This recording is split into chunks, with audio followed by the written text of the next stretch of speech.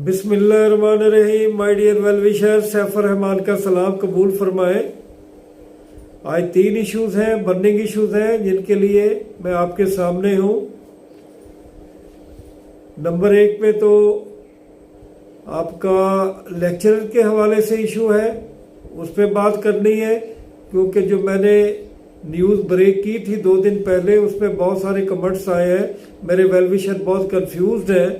दूसरा जो बहुत बड़ी खबर है, ब्रेकिंग न्यूज़, वो एज रिलैक्सेशन के हवाले से है कि पीएमएस पिटिशनर को एज रिलैक्सेशन मिल गई, और जो नॉन पिटिशनर है पीएमएस के या जनरल एज रिलैक्सेशन लेने वाले मेरे जो वेल विशर हैं, उनके लिए एक रास्ता खुल गया है। तो उन्हें आसानी पैदा हो गई है कि इसको मिसाल बनाकर आप जनरल एज रिलैक्सेशन के लिए भी अप्लाई कर सकते हैं, और जो नॉन पिटिशनर है उन्हें भी अप्लाई करना है। और लॉयर साहब से भी बात हुई है, तो वो बताते हैं कि जज साहब जो है सजाद महमूद सेठी साहब है, जिन्होंने हाई कोर्ट में रिट का डिसीजन किया था, अगर नॉन पिटिशनर इनकी अदालत में चले जाएं तो और सिंपल एप्लीकेशन दे दें तो वो उनका केस सुनेंगे और इनको भी फेवर देंगे।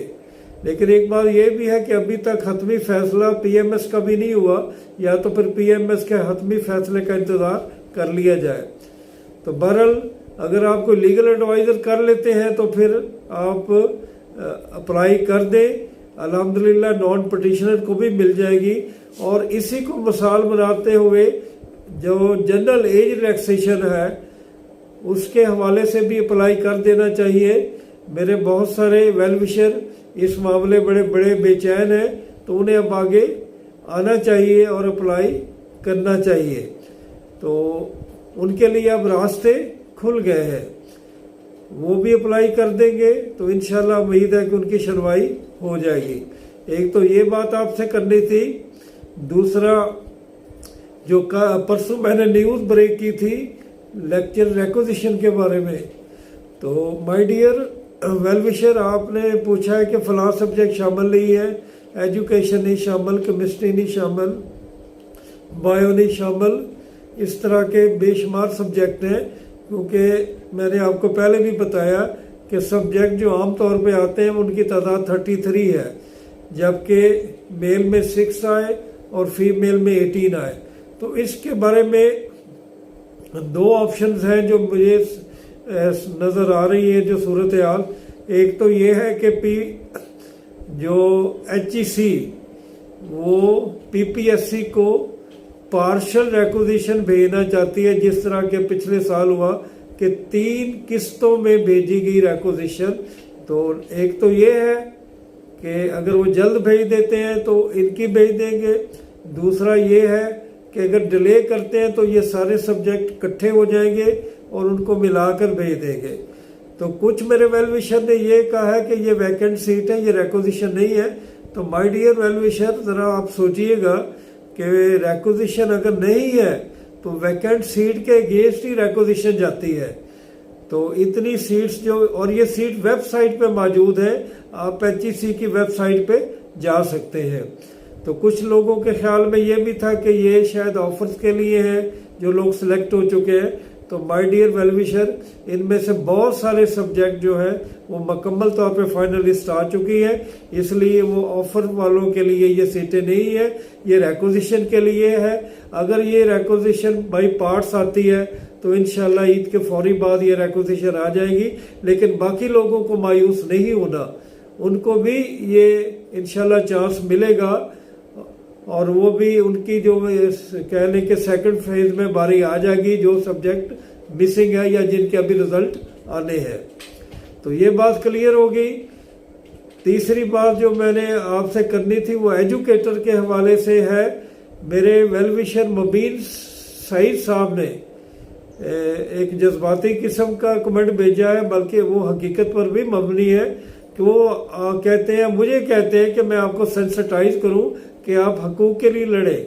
लाखों सामियाँ खाली हैं लेकिन ऐड नहीं आ रही। ऐड ना आना जो है वो बहुत बड़ी नाइंसाफ़ी है। तो यकीनन आप लोगों को फ्रंट पे आना चाहिए। मैं तो मबीन साहब को कहूँगा कि वो फ्रंट पे आए जो, और वो कोई ग्रुप बना ले तो वो भी अच्छा है, काम बेहतर चलेगा। इसके अलावा वो ये कहते हैं कि अगर हम लोग सड़कों पे नहीं निकलते तो हमें अपना कम अज़ कम जो एहतजाज है वो रिकॉर्ड कराना चाहिए, जीमेल की शक्ल में, रजिस्टर्ड डाक की शक्ल में, तो वो रास्ता भी है। तो मैं तो आपसे कहता हूँ कि आप जब तक राइट के लिए नहीं लड़ेंगे, मैं आपकी आवाज़ उठाता हूँ, उठाता रहूँगा। तो ये 3 इशू थे माय डियर वेल विशर, जो आपसे ज़रूरी डिस्कस करने थे। और आपके जो कन्फ्यूजन है, अब कुछ लोगों ने पूछा कि ये रिक्वेजिशन कब आएगी, तो अगर इन्हीं सब्जेक्ट की आती है तो ये ईद के फौरी बाद आ जाएगी। और कुछ मेरे वेल विशर ये पूछ रहे हैं कि ये PMS का एग्ज़ाम कब होगा, तो माय डियर वेल विशर, तो ये मिड जून के अराउंड हो सकता है, जून के पहले हफ्ते में भी आ सकता है, दूसरे में भी, और ये भी चांस है कि मई के आखिरी हफ्ते में आ जाए। तो लोकल गवर्नमेंट के हवाले से मैं राब्ते में हूँ, आज भी मेरी कोशिश रही है, लेकिन आज मुझे कोई एग्जैक्ट रिपोर्ट नहीं मिल सकी, सिवाय इसके कि प्रोसेस जारी है और इंशाल्लाह ये जल्दी जो है प्रोसेस जहाँ रुका था वहाँ से शुरू हो जाएगा। तो माय डियर वेल विशर, ये चंद बातें, बाकी ज़िंदगी खैर तो इंशाल्लाह फिर बातें भी होगी और मुलाकातें भी होंगी। तो मियाँ मोहम्मद बख्श फरमाते हैं कि इंसान जो है वो अपने आला ज़र्फ़ी से पहचाना जाता है, और आला ज़र्फ़ इंसान जो है वो लोगों के लिए रहमत साबित होता है। और एक आला ज़र्फ़ इंसान को चाहिए कि वो अपने दामन को बचा करके रखे और तकवा के रास्ते पे चले, क्योंकि वो फरमाते हैं कि नीचा दी अशनाई कोलू फैज़ किसे ना पाया, नीचा दी अशनाई कोलू फैज़ किसे ना पाया, किकर ते अंगूर चढ़ाया ते हर गोशा जख्माया। तो अल्लाह ना करे कि आपके ज़ख्म बढ़े। आपके लिए दुआ गो। सैफ रहमान, फिर आपसे मुलाकात होगी। खुदा हाफिज़।